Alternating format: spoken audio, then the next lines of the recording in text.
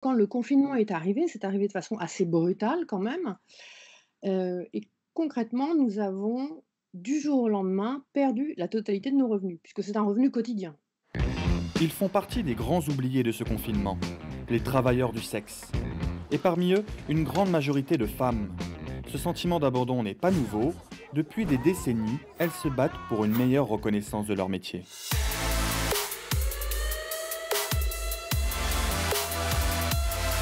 L'une de leurs premières actions d'envergure, c'était en 1975. 80 travailleuses du sexe investissent l'église Saint-Nizier à Lyon. Deux revendications, l'obtention d'un statut pour leur métier et l'arrêt des répressions policières. Un mot d'ordre de grève a été lancé et des tracts sont distribués aux passants. Chaque jour, y précise-t-elle, on nous accable systématiquement de procès-verbaux. Fichés illégalement, nous sommes des prisonnières à vie. Les années passent et la situation ne change pas. À la fin des années 90, elles n'ont toujours pas accès aux droits sociaux. Pourtant, les travailleuses du sexe paient des impôts. Je veux énormément aux impôts, dans la mesure où ils ne nous accordent pas le minimum, la sécurité sociale, le droit au logement. En 2003, coup dur. Alors que le racolage actif est déjà interdit, c'est au tour du racolage passif d'être puni par la loi. 2 mois d'emprisonnement et 3 750 € d'amende. C'est un nouvel obstacle dans leur quête de reconnaissance.